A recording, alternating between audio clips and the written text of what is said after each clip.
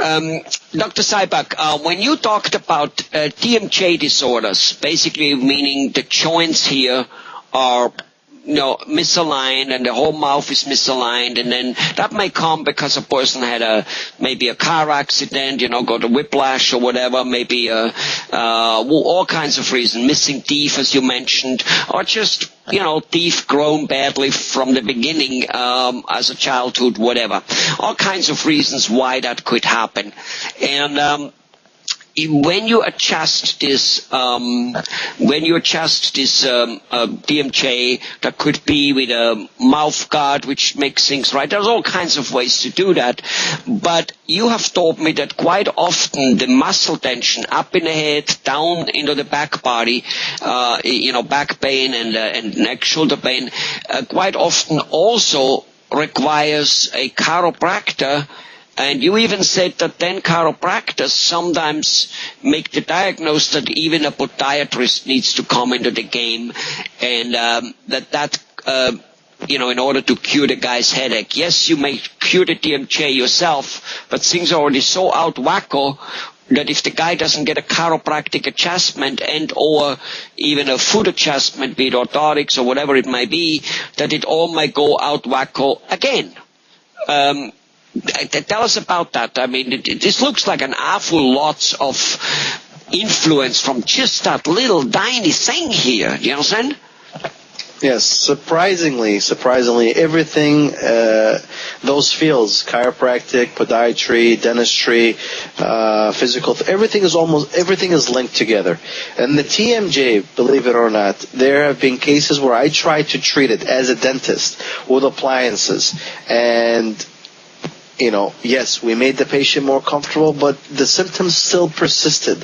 So, luckily, I had a chiropractor friend that I was just casually talking to, and to my surprise, they also treated TMJ as well. So, we kind of collaborated together, and we learned from each other, and we referred to each other for the benefit of the patient. And I realized that there is also, in conjunction with their treatment and my treatment, we can definitely eliminate TMJ problems, where they basically strip the muscle and the joint in the TMJ area, and they try to relax it through their chiropractic education, and it helps significantly. And even from them, I learned that they also refer out for TMJ issues, because if the spine is not correctly, sometimes it can cause TMJ problems, and sometimes when the spine is not aligned correctly, it is sometimes due to a pediatric issue, and they were then in turn refer to the pediatric doctor. So basically, podiatric.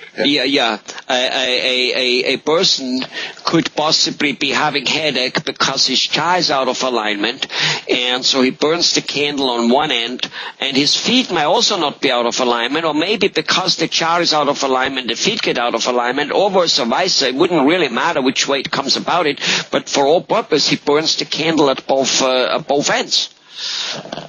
Yeah, it's usually basically, as funny as this sound is, if your feet are not correct and you're not walking correctly, you're gonna basically your spine is not correct, and then if your spine is not correct, then your jaw is probably not going to be correct. So it kind of travels. Is it true that the jaw, the DMJ, don't ever make me pronouncing the full word of it.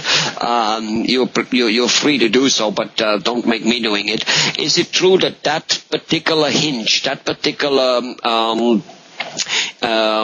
joint is one of the, if not the most complicated joint in the whole body?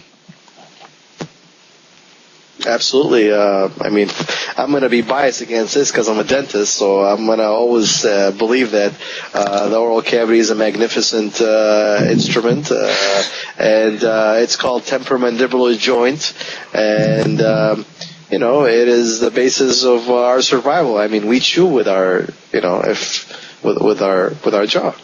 Right. And we talk and we speak and we communicate, right. So it is very important. And I heard that jaw it moves this way, it moves this way, so it basically moves in all four dimensions, if there's such a thing, and which most other joints don't do so. They kind of have a much more fixed blade of laying on it, so this jaw can be displaced much easier than other joints.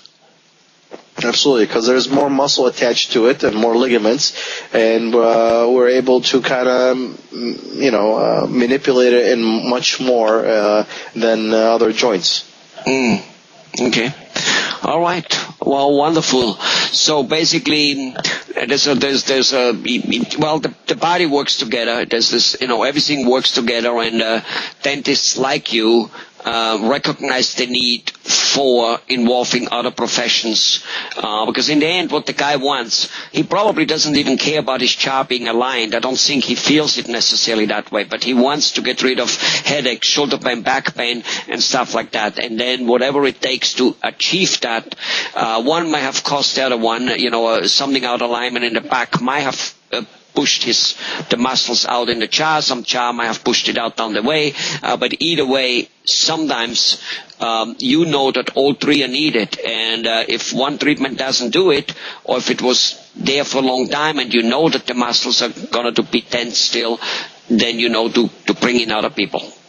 That's basically it basically comes down to we are doctors, and we need to basically look for the best interests of our patients, and we need to involve multiple disciplinary sciences in order for us to basically treat the body, the mouth, the whole, because you can have headaches from other parts of the body that's causing it. You can have jaw aches from, and I learned this as I was, from working with other professionals, that how everything is kind of linked together. And that's what gives us more respect for other disciplinaries, to work with them to kind of solve our patients' issues. And that's, I believe in my heart, that's what we should treat. When we treat our patients, we should look at it as, what is the root cause of this? Maybe there is something other that's causing this. Maybe I should go ahead and talk to my local chiropractor or local professionals to see what is, all this, this is the body. It's a human body.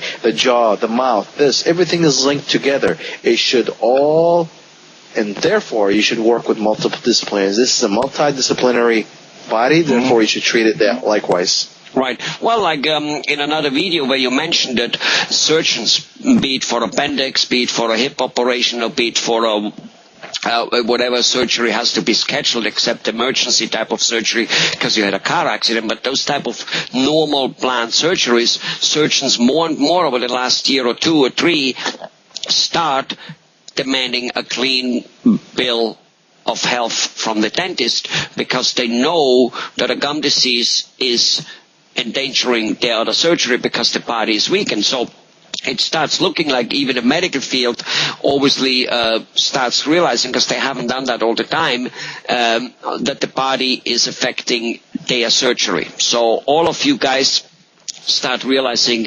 you need to come together. Not that you haven't been, but advancements are made continuously here, it looks like. Thank you very much, Doctor. Go ahead. And this was one of the main reasons why I basically devoted, my book, The Hidden Truth Behind Beautiful Smiles, to this, because to show how all the disciplines are linked together for the benefit of the patient. So that sounds like an interesting book. So it's not what you're telling me. Your book is not only about what is a veneer and what is a crown and all that type of stuff, and how to brush, even though I'm sure that type of stuff is in it, but it's also about how those other medical disciplines work together in the body. Absolutely. Great. I think people should read it. Bye-bye, Dr. Sabak. Thank you.